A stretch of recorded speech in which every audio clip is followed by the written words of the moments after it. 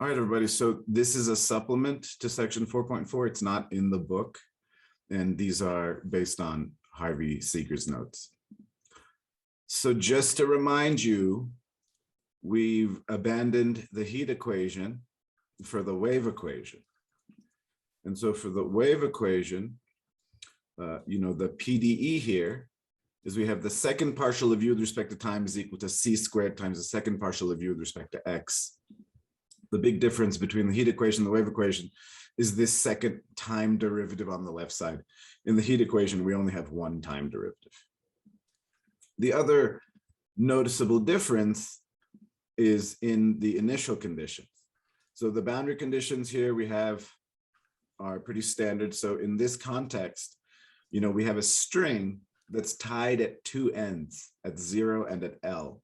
And U here represents the vertical position of this string at any point X and at any time T.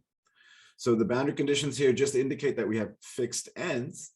And now this is slightly different. Our initial condition, we have our usual initial condition where this gives us, if this was the heat equation, we would interpret this as the initial temperature distribution. Since U of X represents the vertical distance, this is now the initial shape of the string at time 0. And so now we also have this additional initial condition, which we didn't have for the heat equation, and certainly makes sense here because this is we have two time derivatives. So therefore, we're expecting the two conditions here, with regards to what's happening in the t variable. So yeah, here we have this initial velocity term also specified. So initial position of the string and initial velocity of the spring.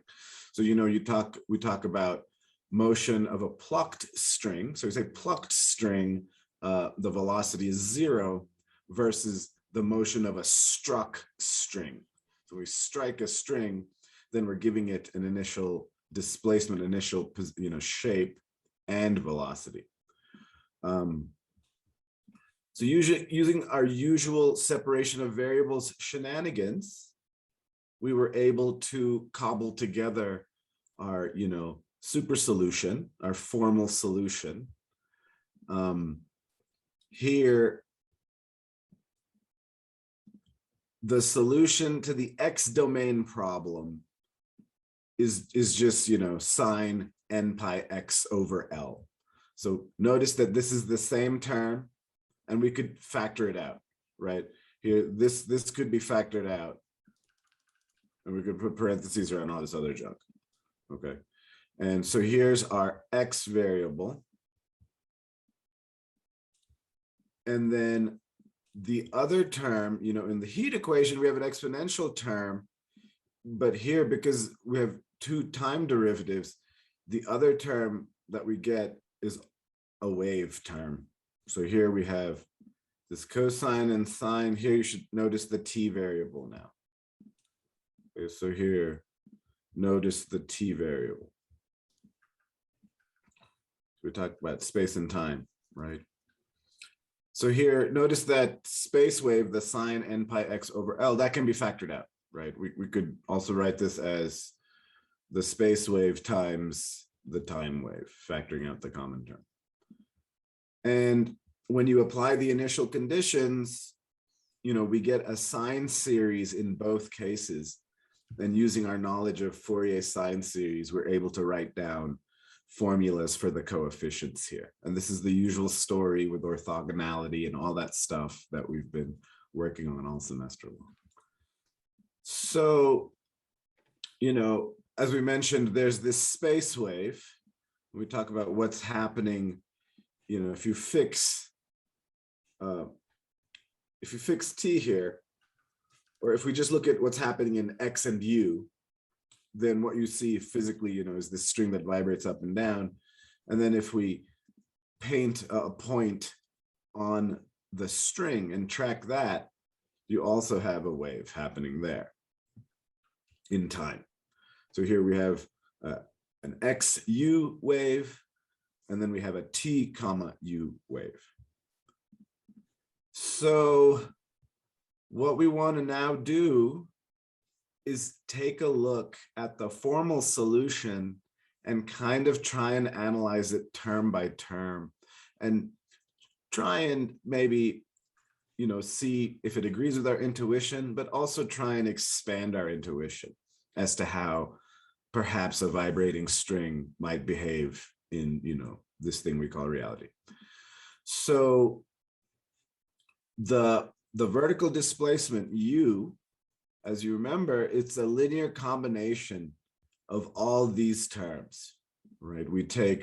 It's a big sum of all these kind of terms across n going from 1 to infinity, right? It's a big linear combination where you multiply it in the front by some scalar, right? That depends on the initial data. But anyway, it's a big sum, so I want you to think about here what this thing actually is. So here we're adding each one of these terms. And so my question now is, can we look at this term by term and really think about it, at least for a few terms, not for all of them, right?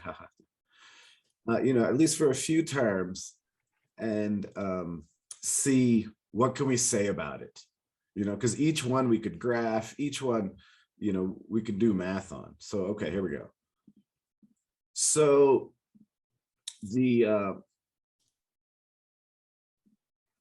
so each of these terms is called a normal mode of vibration. And each mode has this amplitude, a sub n squared plus b sub n squared, where a sub n and b sub n are, determined using the initial data. And those are orthogonal formulas. And so it's also called, the nth normal mode is also called the nth harmonic. So when n is 1, that's called the first harmonic. So here, we're now, usually we never talk about the index. Usually we always talk about the x and t variable. So now I'm not talking about the x and t variable yet. Now I'm talking about the index. I'm going across the index n, okay? So when n is 1, that's called the first harmonic. It's also called the fundamental harmonic. When n is 2, that's called the second harmonic. When n is 3, and so here for each fixed t, so if we fix t, this term here becomes a constant, and we only have a function of x, and we can graph that. And so that function of x that we get is called a standing wave. And this is, for each term. So each term for a fixed t is a standing wave. And in the superposition solution, we're literally adding all of those standing waves together for each fixed t. So each term has some kind of wave form in the formal solution when you fix t. And for fixed t, apparently u of xt is the sum, the infinite sum of all of these individual waveforms of the infinite series solution. So the period, I want to now get the period of this term here in time. So this is a t variable. And you remember the period of, for example, sine of bx would be 2 pi over b. Only here it's not x, it's t. We have sine of some, constant times t. And so the period would be 2 pi over, and that constant that's being multiplied in the front is this mess, n pi c over L. And we're dividing by n pi c over L. So here I'm doing 2 pi divided by n pi c over L. And then, when you divide by a reciprocal, we can flip the fraction around. So here, the period in time in the t variable is 2L over nc. That's for each n term. So if you make n 1, so for example, if we let n equal 1 and look at the fundamental harmonic, the first harmonic, tau sub 1 would equal 2L over C. And this is something we've already seen. We saw this last time. So remember, 2L, that's the distance to go from one end of the string to the other and back. And C is the speed. So here, this is just the time for the wave to go from one end of the back, for this with the signal speed C and length L. That's what the first harmonic, that's the time required for the first harmonic, the period for one wave. So, in general, one cycle, one wave is completed every tau sub n seconds or minutes, whatever our time unit is. And the frequency here would be one wave per that time unit. And so here, the frequency we get is 1 over, this term right here, 1 over 2LNC. So that's our frequency. And, we can rewrite it here to compare it to the frequency of the fundamental harmonic. So as we mentioned from here, tau sub 1 will just be 2L over C. So if we factor out this n, and so if you take the reciprocal here, you get 1 over tau sub 1 equals C over 2L. And that's what we have here. So the nth harmonic, the frequency of the nth harmonic is n times the frequency of the first harmonic, the fundamental harmonic. I guess that's why we're calling it a fundamental harmonic. Right here is one reason. All the other harmonics, their frequencies, all the other terms in the formal solution, their frequencies are an integer multiple of that frequency of that very first term. And so the sound produced, is a sum of these infinite frequencies, right? I guess. What the heck? That's at least our mathematical model here to explain, because the sound we're hearing is in time. So we assume the sound is being parameterized by time. And so we assume the phenomenon here that's related to the t variable is going to be related to the sound. The x variable has to do with the shape of the string. You pluck the string, there's the shape thing that's happening, but there's also sound we hear. And the sound is parameterized by time, right? The sound, as time goes, the string does whatever, the sound changes. So here the assumption is that term being parameterized by time must be contributing to what's creating the sound, from the plucked string or the struck string. Okay, so here we're going to do a little bit of music theory. One of the projects is a guitar project, and so this is kind of related to that. We typically don't talk about any of the projects specifically in class, but this is also trying to just connect reality to our mathematical model. Okay, so I am by no means a musician. So please, musicians out there, don't be offended if I get something wrong. Also, as I said, this is based on Harvey's notes. So as far as I know, he's not a musician either. So why either one of us talk about music, I don't know, but here we go. I'm going to try anyway. So apparently, the Western musical scale has 12 notes. So you got A, I believe this is called an A sharp or a B flat. Is that right, musicians? I don't know. Then you got your B, C, C sharp or D flat, D, D sharp, E, F, F sharp, G, G sharp. And so that should be 12. 1, 2, 3, 4, 5, 6, 8, 9, 10, 11, 12. Okay, 12 notes. And then it starts all over again.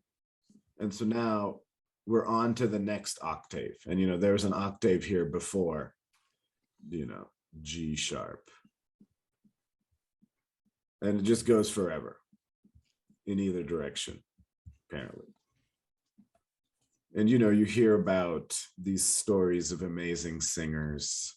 I believe, you know, Mariah Carey is famous for being a 4-octave, something like that singer. You know, who knows? I don't know. Again, I'm not a musician. So from A to A or C to C, from, you know, any one note down back to that same note, that's 1 octave. And each note has infinitely many octaves because this thing theoretically goes forever. You know, and the idea of being in the right pitch, if you're getting together with a band, you know, if you happen to be part of the CU singing troupe, the Buffoons, you know, everyone has to be in pitch, i.e. be in the right octave. And so that's what sounds nice to the ear. I mean, to some extent, you know, it's funny, our musical appreciation is connected to how the math works. It's not just purely aesthetics. You know, I was going to say, well, some, you know, people argue, well, it's a lot about aesthetics, right? Just what humans like to hear. But it seems like there's also math involved in these aesthetics. You know, the mathematics seems to line up nicely too when we do things a certain way. So let's look at a guitar, for example, since that's an instrument I don't play.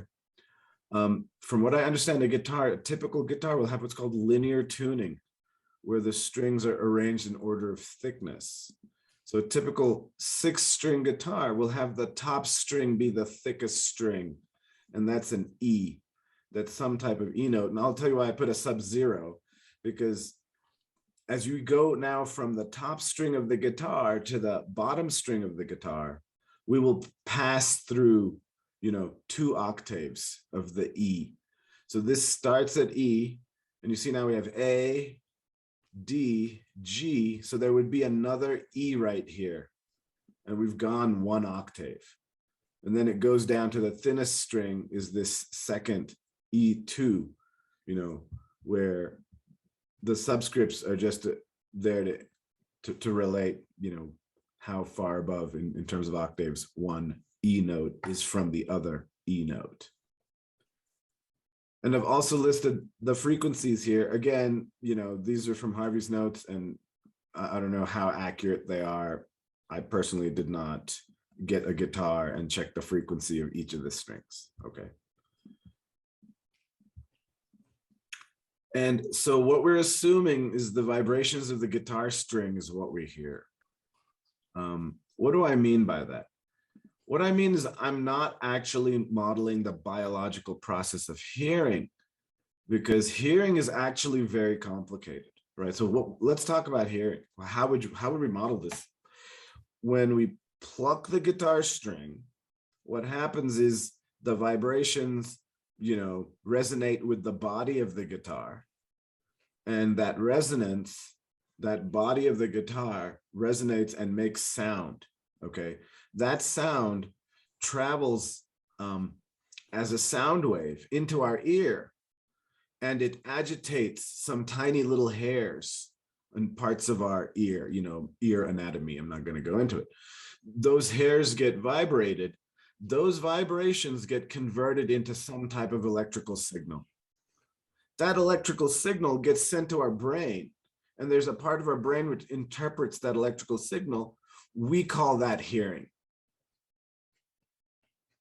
So I am not modeling this incredibly complex biological process.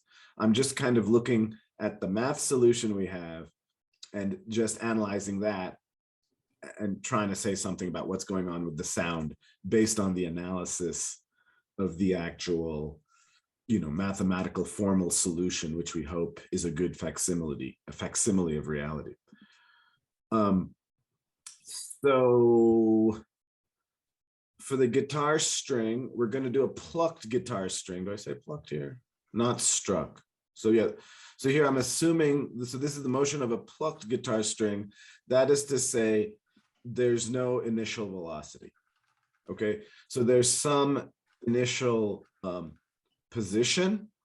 We're going to pluck the string at some point H along this very kind of simplified guitar neck.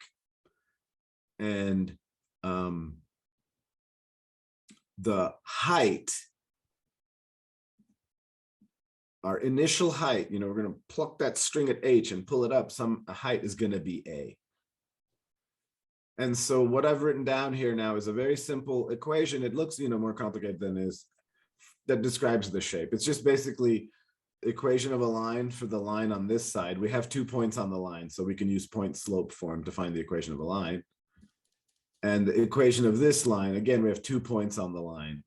We can use that. And so let's just check real quick. If you plug in x equal to 0, you get u of 0 equals 0. So that's at this left end, which is good. That's what we want. And if you plug in x equal to h, you get a times h over h. The h's cancel. You get the height at h is a. Good. That's what we want.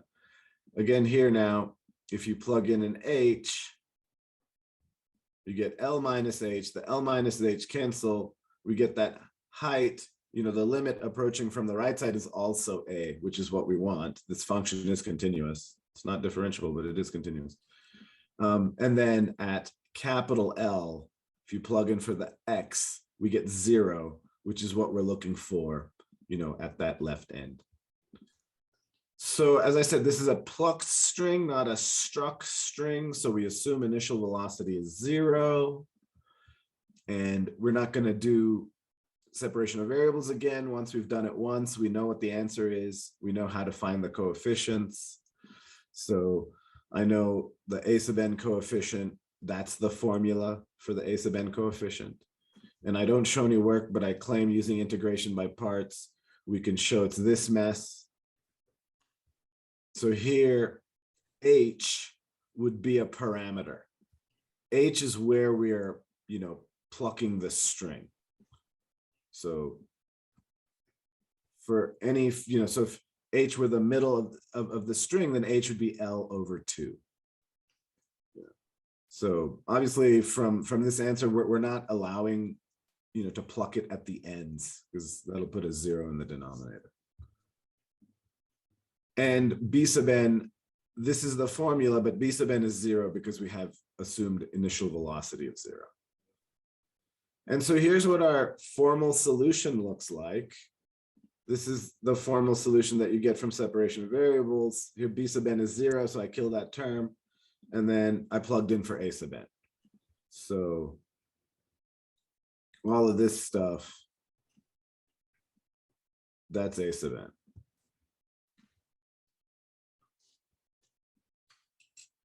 And the rest of it is our formal solution. And you can see, we saw this last time, we've got nice convergence for this part. The partial derivatives aren't as nice, but we've got nice convergence here. And so now here's what we want to do. I just want to now go through it and analyze this series term by term. Obviously not every term, so I'm going to look at the first 4 terms and just try and understand what's happening here. What the wave solution, the solution is telling us that our position is this result of the sum of infinitely many standing waves, not just the position, but the sound. So at, for any fixed t, there's these infinitely many standing waves. They're all adding together and we're hearing, and that's causing the sound somehow, so we're trying to wrap our minds around that. We're trying to teach our intuition and also see if it matches with our intuition.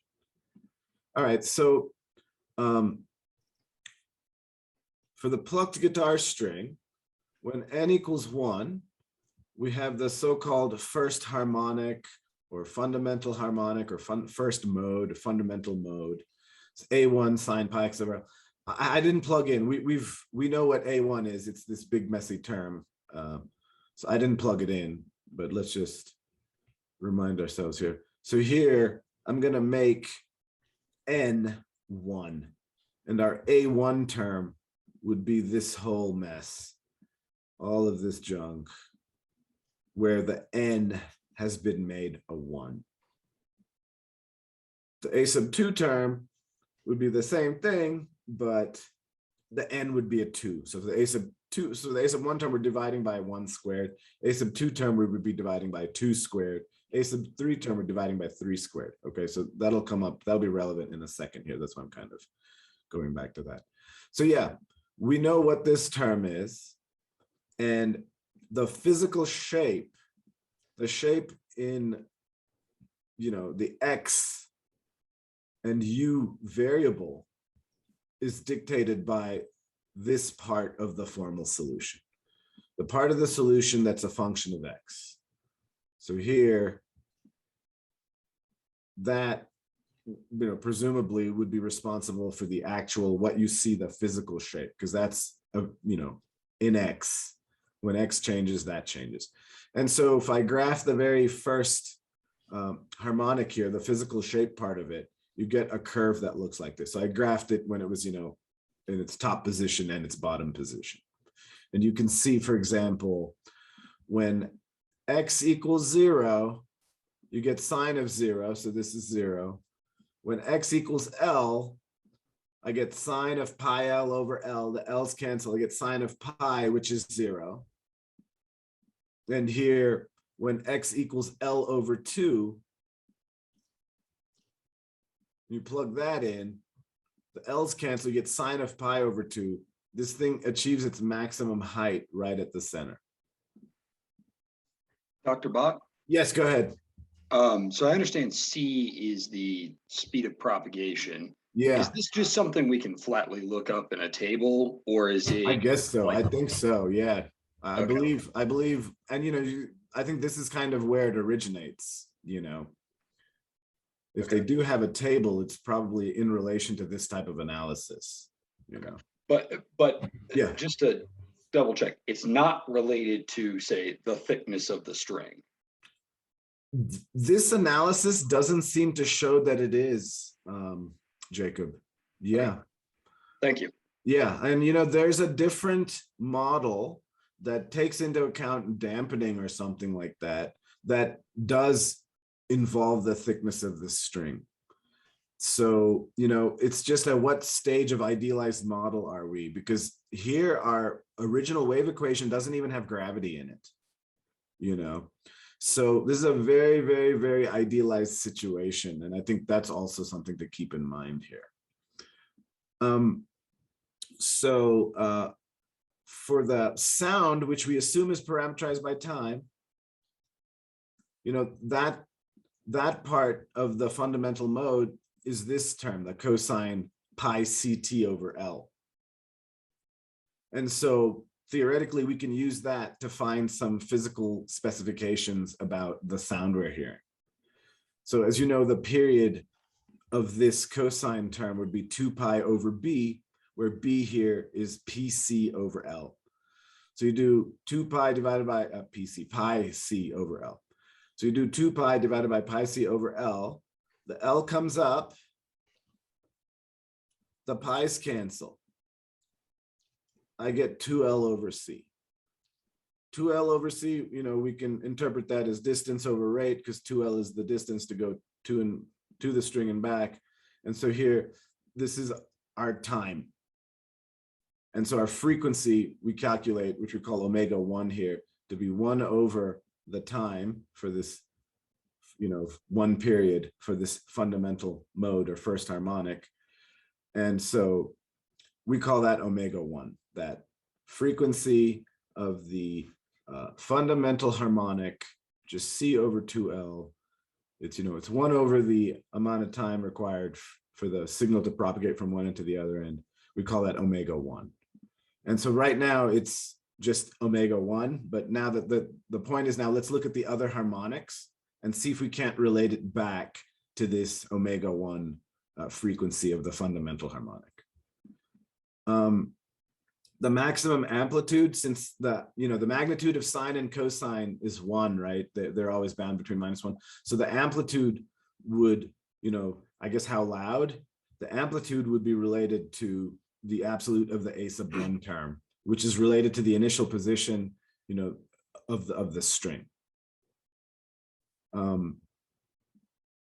And so here, presumably for the lowest note on this guitar, we have omega sub 1 is 82.41 hertz, measured off of plucking. And now I'm matching our math with reality. presumably this is that frequency, and this is what we've recorded, and so we've set them equal to each other.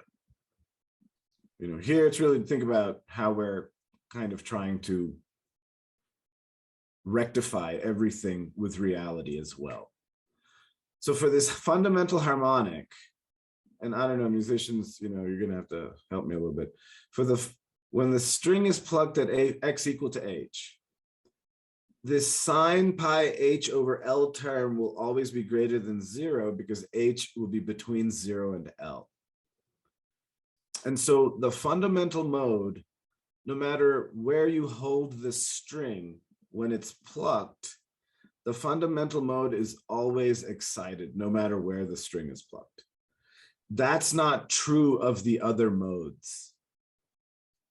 For the other modes, I'll show you, there are places where you can pluck the string that'll mute that specific mode. Okay. Again, this is something to do with when they're, I know in guitar playing, there's something that they call doing harmonics, and they do a little tippy tappy on the old guitar neck, and I don't know, who am I, Jimi Hendrix? So in n equals 2, our second harmonic or second mode is this a sub 2 times sine 2 pi x over L.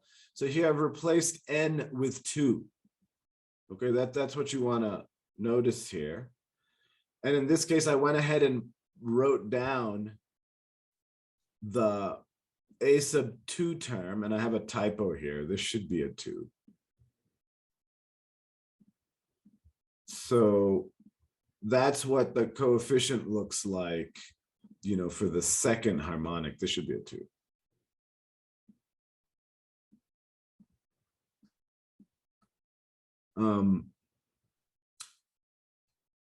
And the magnitude of that term is going to, I guess, factor in to the volume and stuff like that. So here you can look at the shape. Here's the shape of the second harmonic. And again, we can calculate the frequency of the second harmonic. And we calculate the frequency of the second harmonic. It turns out the frequency of the second harmonic is twice the frequency of the fundamental harmonic. And this will be the pattern. In general, the nth harmonic, the frequency, in time, will be n times the fundamental frequency of the fundamental harmonic. Here, our maximum amplitude is we can take the absolute value, and the only part that's really different from the n sub 1 term is down here. We have a 1 squared. For the n sub 1 term, this would be a 1 squared. And here we have a 2 here. But for the sine, we're taking the absolute value here, whether you're looking at sine of pi h over L or sine of 2 pi h over L, the magnitude, the absolute value is always less than 1. So really the only place where it's differing, substantially is in the denominator here. And so that's where that 4 is coming from. We can say the maximum amplitude of the second harmonic is bounded, it's less than or equal to 1/4 the amplitude of the first harmonic. And, the frequency is twice the frequency of that fundamental harmonic. So that fundamental harmonic here, you can see why we call it fundamental. It's really kind of the band leader, of this series solution. It's kind of the head of the snake to some extent. And here's what I'm talking about, muting the harmonics. Here, H is the position. So here, X, that's the position where we're plucking the string. So if we pluck the string, so you pluck the string, let it vibrate, and then press it down again, halfway point. Okay, so pluck the string and then press it down halfway. That should mute the second harmonic, according to the math. Now, I don't know, get out all of your Megadeth and Metallica albums and start listening for the harmonics. It's like bing, boom, boom. I don't know. I have no idea. That's the thing. I'm not a musician. I don't even know why I'm talking about this. Like I know what I'm talking about. But the math part, Again, we're just trying to resolve those two. Musicians, any comments? They're going for the dramatic pause. So when n is equal to 3, same type of analysis, check out the shape.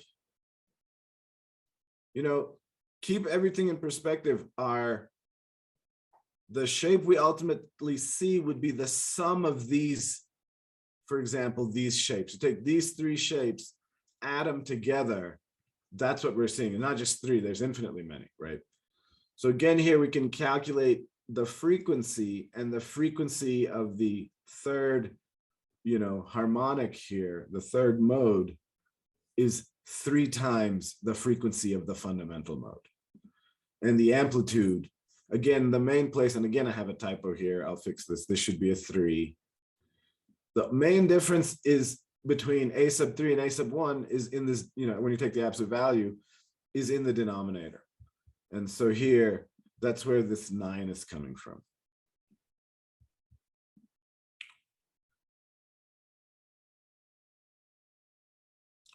So when you play a harmonic, does it make the notes sound different?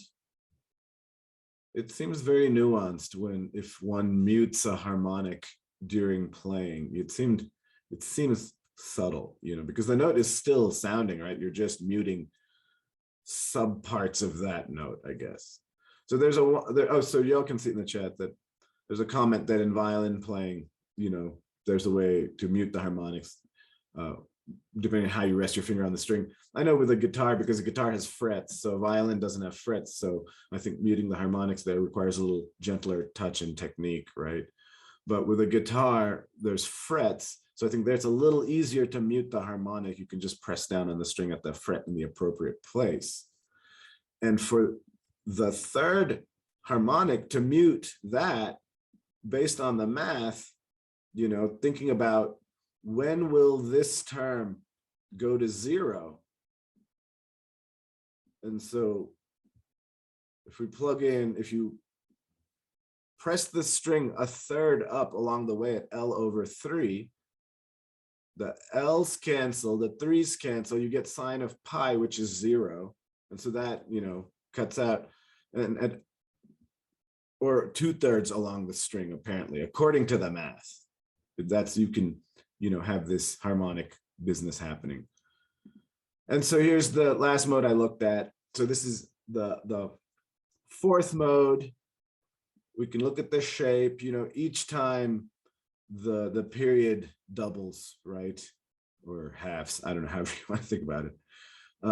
The number of waves, I guess, doubles, you want to think about that way. And so here, the frequency of the 4th harmonic is 4 times the period of the fundamental harmonic, or 2 squared. And again, the maximum amplitude of this 4th harmonic is bounded by the amplitude of the 1st harmonic. And there are mathematically locations on the neck of the guitar, presumably, at least mathematically, where by placing your finger in these strategic positions against the fret, we should be able to mute that harmonic, thereby expressing our innermost feelings. So here I want to do some plots, just some graphs, just to kind of mess around with it, just to see what we're going on. And I kept it super simple and unrealistic. That's why these are idealized. I just wanted to make an easy graph. So I made A1 be 1 and C be equal to 1. Again, I don't know physically if that's even realistic. And, I was just doing math. I just wanted to draw some graphs. So here, this is across time. I go from t equal 1 to t equal to 9, and I go by odd numbers. So you have t equal to 1, 3, 5, 7. So this is a little lower than t equal to 5. 9, it's coming back up, 11. So here, just the actual physical shape has it going down and then coming back up. Just what we'd expect a vibrating string. This is that fundamental mode. I didn't look at the shapes of any of the other modes individually. I just wanted to look at the fundamental mode, and we want to look at it like this, right?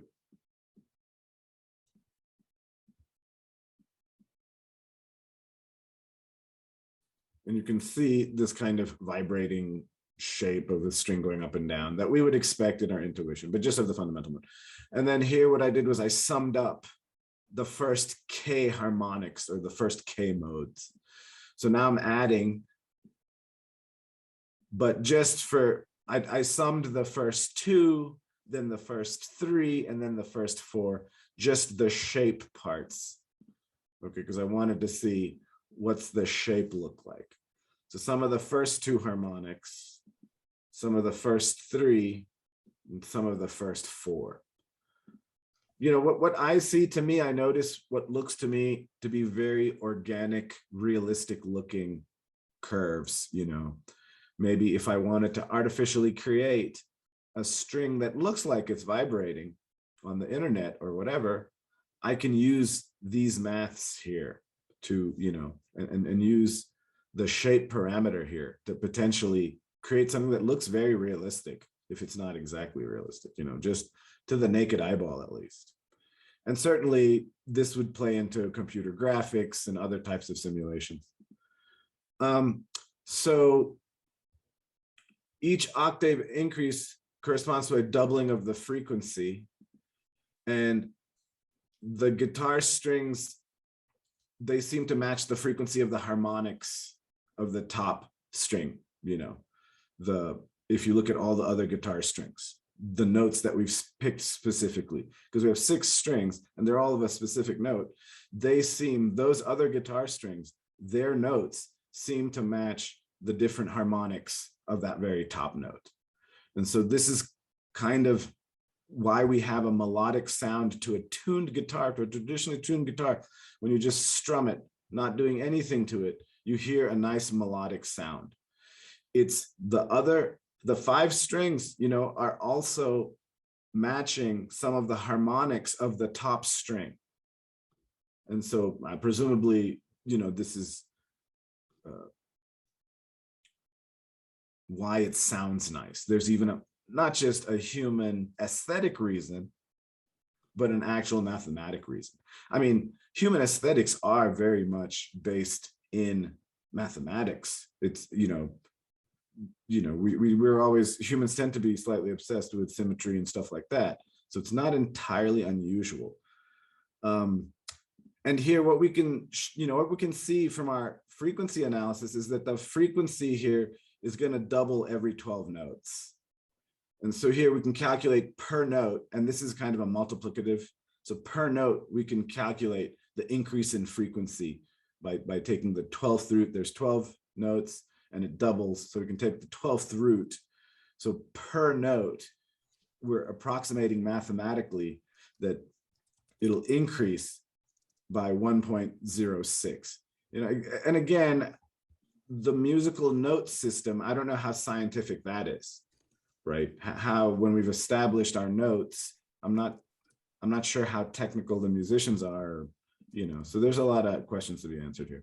So for example, if this A note is 440 megahertz, then the next note up would be, 1.06 times that 440 megahertz. And a very common chord pattern in Western music is this apparently E, B, G sharp. And, and that's in a lot of traditional Western songs. And the frequencies line up too. They have this kind of mathematical pattern. They're not entirely random. There does seem to be some mathematical sense to it. A ukulele apparently has what we call re-entrant tuning, where it's not from the thickest string to the thinnest string. Apparently the second string is the thickest. And that's just a random fun fact for all the ukulele players out there. So finally here, I guess it's time, shoot. You should take a look at this. This is some like basic and cheesy math. It's not very difficult. So for a low E on a guitar, we know the frequency is 82.41 hertz. And we calculated, our frequency here is 1 over the time. So it's C over 2L. So here I can come up with a formula for the speed of that signal propagating along that low E on the guitar, which is that top string. So now if we assume the length is 63.5 centimeters or 0.65 meters, then we can actually calculate a speed here. And so apparently, that top string will attain this speed 104.7 meters per second. And for high E, that bottom string, the thinnest string, we can calculate the speed using the same formula, and keeping in mind that the frequency there was 4 times the frequency of the first string here. We can calculate that, the speed is 418 meters per second, which if we compare with the speed of sound, is moving very fast. So apparently at 20 degrees Celsius, or, the speed of sound is 343 meters per second. So you'll see some very basic mathematics like this in the homework in problem 3. It looks more complicated than it is, but it's nothing other than just this type of algebra. Okay, so just go through it slowly, and it's very straightforward. It's like I said, it's just all algebra. All right, everybody, thank you for your time. I'm a little bit late, so I'm going to stop right here, and I thank you for your patience. Thanks, everybody.